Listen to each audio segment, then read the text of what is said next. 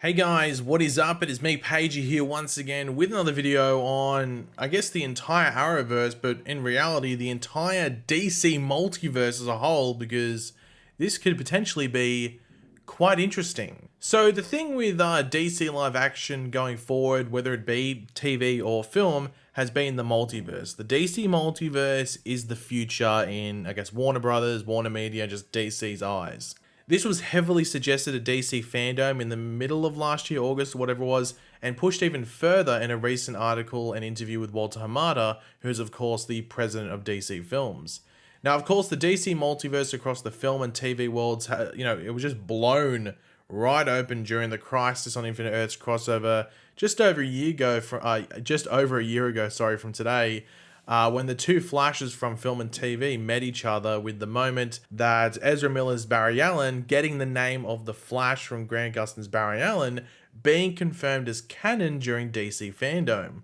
And I think it was Jim Lee that said it and everyone else agreed, and then he pretty much said, yeah, it's canon. But since then, we were wondering where the TV and film universes could meet next, and just what the future of that relationship was in general. And some new stuff has come out which relates to all of that, which is worth having a discussion about. Now, usually I wouldn't trust this source if this was strictly Arrowverse stuff, like I just covered the Arrowverse, as 99.9% of the time they're wrong when it comes to Arrowverse. Even last week they reported on something which was completely off the mark, but they ran it as a scoop, but it was wrong. However, as this does involve all of DC TV, which does include stuff outside of the Arrowverse, such as the former DC Universe shows, which are now on HBO Max, like Titans and Doom Patrol and stuff like that, this source is tapped into that side of things fairly well. So due to that, I think it's worth reading it over, even though half of it's like not that connected, but the other half, they are well connected, if that makes sense. But another reason I'm deciding to cover,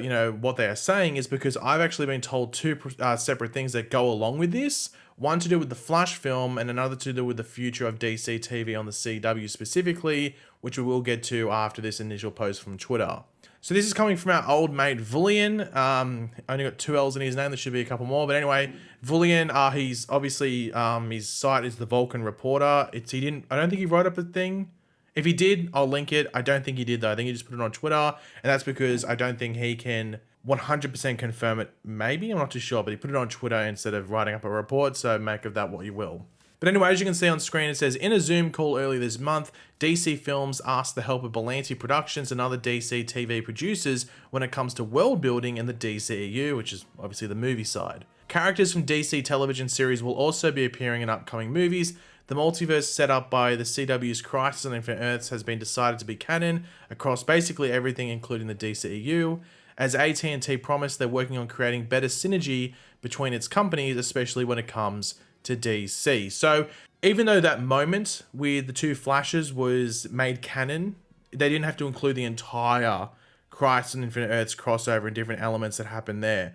But it seems based off this, they're going to include it. And I guess it'd feel weird if you included characters and they don't count that as their history, if that makes sense. Like, they never, at least the Paragons, they don't remember Crisis at all. Now, in regards to all of this, I've heard stuff that does go in line with what Vullian is saying here. However, what Vullian's saying here, for the most part, outside of that, maybe like the Crisis is canon because we assume that, everything else is news to me. However, at DC Fandom, we did have that panel between, as I sort of alluded to before, Jim Lee, Walter Hamada, and Greg Berlanti, which was centered around the DC multiverse. So they are well known to each other. I'm sure they talk to each other a good amount. And I know for a fact that Jim Lee is a big advocate and supporter of the Arrowverse and it just being a blueprint for the future of DC films. And I think Walter Hamada agrees based off their good partnership and also the possibility that what Vullian is saying here is true. Now, just quickly before we get into my knowledge and what I've heard and been told on certain things around this, I thought it'd be interesting for some of you to actually know Berlanti's story with DC and why it's actually very cool that now he's actually involved with the DC and just the higher end of the live action properties. Like, the whole thing is a massive big full circle for him that a lot of you guys might not even be aware of. So if you did not know, Berlanti, I don't know if you remember the Green Lantern movie from 2011, I think it was, or 2012. He wrote the initial script for that and was going to direct it, then got canned off the project. And he was actually, then Green Lantern flopped and his name was still attached to it. He was actually going to leave Warner Brothers. He was actually on his way out the door. This is from what I know, at least. And then Peter Roth, and who's recently left the position as the head of WBTV, I think.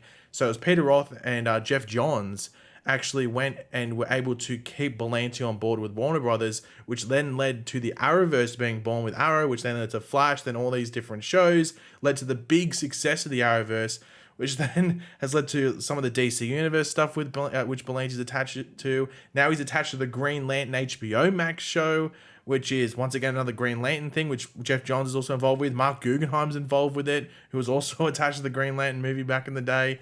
Massive full circle just in that project in general. And now he's potentially involved with the films again, coinciding. It wouldn't surprise me too much if maybe there's a Berlanti Productions thing attached to some of the movies going forward. It's pretty insane, the redemption story of Berlanti when it comes to not just Green Lantern, but DC as a whole and his involvement.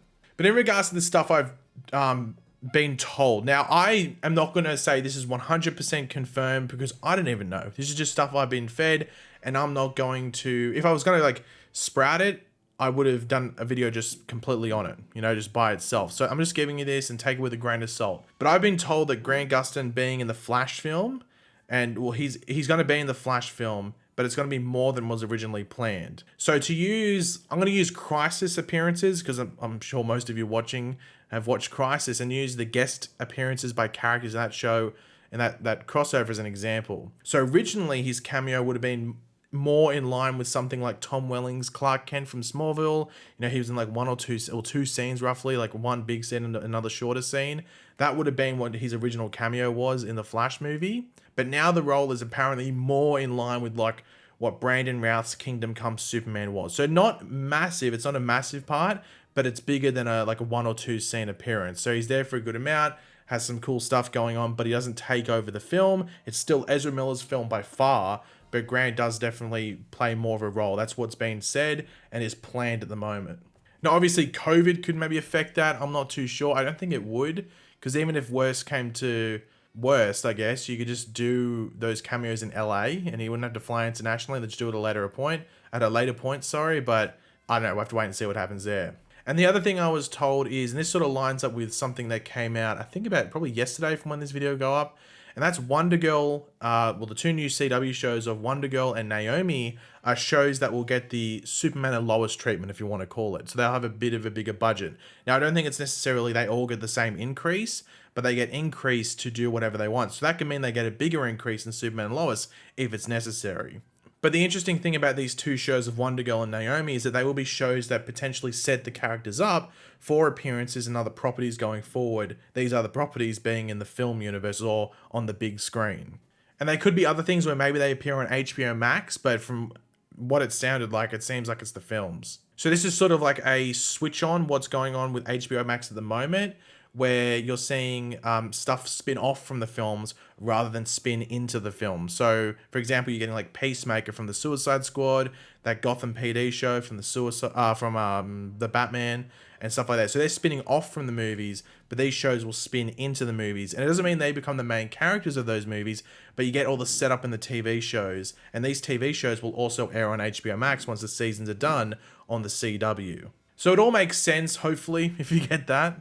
But to use Wonder Girl as an example, they could set up Yara Flor, who is going to be the main character in Wonder Girl, to appear in Wonder Woman 3 or another property on the film side of things, maybe like a Teen Titans Young Justice thing or something like that in the future after her show premieres, whether it's after 1 season, after 2 seasons, whatever it might be. And we should hopefully hear more about her show in the months to come as it gets rolling. And Naomi as a show and a character is very multiverse based, and seeing that Ava DuVernay is attached to that, as well as, Ava DuVernay being attached to the New Gods film, who knows where that show could lead in as a whole, who knows where they want to attach that. But when it comes down to it, what would be some definite characters that we would be seeing in the films that could come from the CW stuff if that was to happen?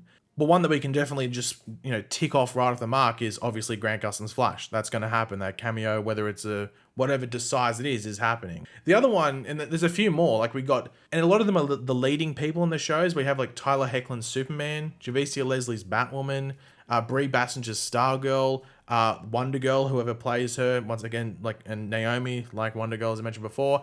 Diggle's Green Lantern, you never know what they want to do with that, if they want to stretch into like the multiverse Green Lanterns and stuff like that. One cool one to come back would be the Oliver Queen Green Arrow by or Stephen Amell's Green Arrow, might I say. That'd be fairly interesting. He would definitely put the old hood and the bow and arrows back on if it was in the movies.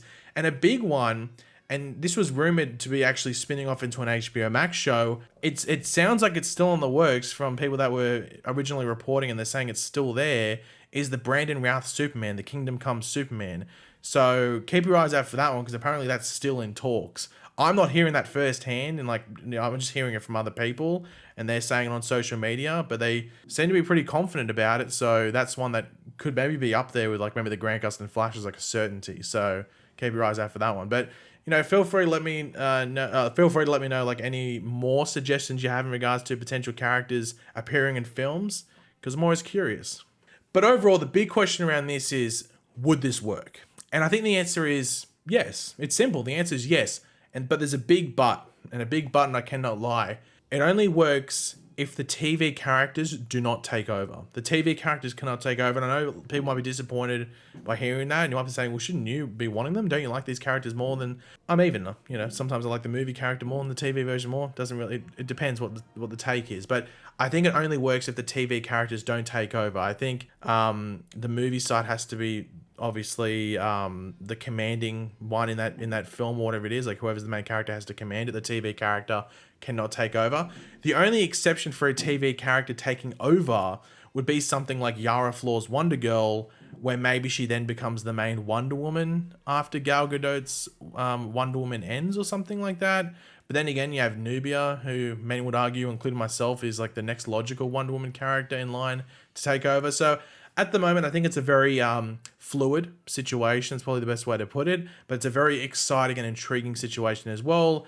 And I'm really hoping they go down this path, because if you're going to embrace the multiverse, you got to embrace all of it. You can't be very selective. I think you got to embrace all of it and leave everything open for play, if you know what I mean. But yeah, guys, thanks for watching. Hopefully you enjoyed the video. If you did, it'd be awesome if you could drop a like on it to show your support. Let me know in the comments section down below your various opinions on what we went over in this video. I'm very curious to hear what you have to say, and if you have any extra suggestions, and whether you hate the idea. If you hate it, let me know, because it's your opinion. I'm curious to hear it. And yeah, if you're new to the channel, make sure to subscribe, and I will catch you guys later. Goodbye.